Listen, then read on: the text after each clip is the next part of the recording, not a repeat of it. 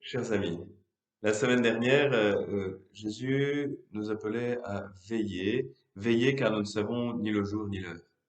Aujourd'hui, toujours dans l'Évangile selon saint Matthieu, au chapitre 25, par une nouvelle parabole, Jésus veut nous enseigner comment veiller. Nous l'avons entendu, cette parabole, cette histoire inventée par Jésus, qui veut nous dire quelque chose de la réalité de Dieu, de la réalité de l'homme, de la réalité de la relation entre les deux. Et nous le savons, il ne faut pas lire, faire une comparaison absolument exacte. Non, c'est Jésus veut nous faire découvrir un point de la réalité du royaume. Alors quel est ce point? Trois hommes, trois serviteurs dont le maître part pour un long temps et ce maître leur livre, leur donne, leur confie ses biens. Quand on emploie ce mot de confier, c'est vraiment un terme fort. C'est vraiment un cadeau qui leur est donné. Ils en deviennent pleinement responsables. C'est eux qui sont chargés de s'en occuper comme s'ils étaient eux-mêmes le maître de ces biens. C'est une grande marque de confiance de la part du Seigneur qui s'en va. C'est d'ailleurs bien la relation que nous sommes invités à avoir avec toute la création. Nous en sommes les maîtres au sens où cela nous a été confié par le Seigneur et nous aurons à en rendre compte. De la même manière, pour nos biens matériels, de nos biens même manière pour nos responsabilités.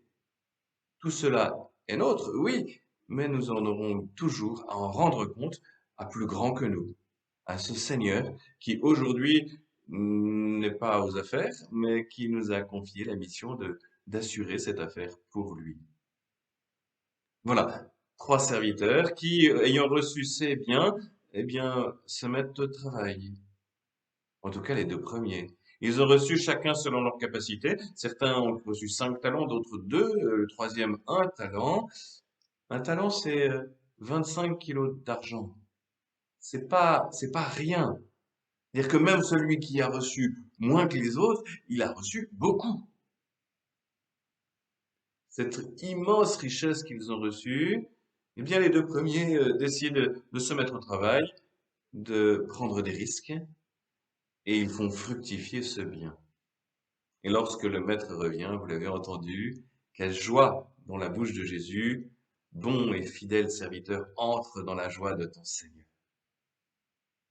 Oui, le Seigneur se réjouit de faire de nous ses collaborateurs et il attend de nous que nous fassions fructifier tout ce qu'il nous a confié.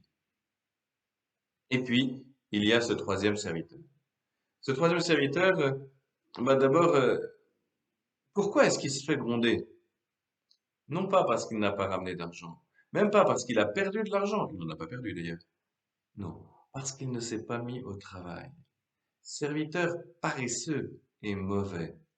C'est parce qu'il est paresseux, qu'il n'a pas accepté d'entrer dans cette collaboration avec son maître, qu'il entend tous ses reproches. Oui, c'est cela. Le Seigneur veut nous bousculer. D'ailleurs, ces paroles sont dures avec ce troisième serviteur. Donc, il veut vraiment nous bousculer pour nous dire, hé, ce qui compte vraiment, c'est de se mettre au travail. Et quel travail? Quel travail? Cela peut nous être donné par la parole que l'on entend, cette parole dure, que Jésus exprime. Enlevez-lui donc son talent et donnez-le à celui qui en a 10. À celui qui a, on donnera encore, et il sera dans l'abondance. Mais celui qui n'a rien se verra enlever même ce qu'il a. Évidemment, Jésus ne parle pas de biens matériels dans ce cas précis. Parce que, on le sait que c'est pas vrai. On sait que c'est pas vrai. Celui qui n'a pas, il peut se mettre à avoir, et celui qui a, il peut se mettre à ne plus avoir. Non. Ce dont parle Jésus, c'est du trésor, de ce qui est vraiment essentiel, du talent que nous avons reçu. Quel est le cadeau que le Seigneur nous a confié pour que nous en soyons les maîtres et pour lequel nous aurons à rendre des comptes? Ce cadeau-là, c'est notre capacité à aimer. Oui, et nous ne sommes pas égaux d'ailleurs de ce point de vue-là. Nous n'avons pas tous la même capacité à aimer. Certains sont capables d'embrasser le monde, certains ne sont capables que d'embrasser que les plus proches. Mais ce que nous demande le Seigneur, c'est de faire fructifier ce talent. Et donc d'aller au plus loin, au maximum de nos capacités. En fait, Jésus nous invite à regarder plus loin, plus haut, plus beau, plus grand. Et nous ne regretterons pas de nous être mis au travail pour cela. Jésus, oui, veut vraiment nous bousculer. Et du coup, cela, on comprendra mieux cette parole. À celui qui a, on donnera encore, à celui qui se met au travail pour aimer, qui veut déployer sa capacité d'aimer, alors oui, il aimera, il sera aimé, il aimera encore, il sera encore aimé, jusqu'à rencontrer Dieu face à face et entendre cette belle parole.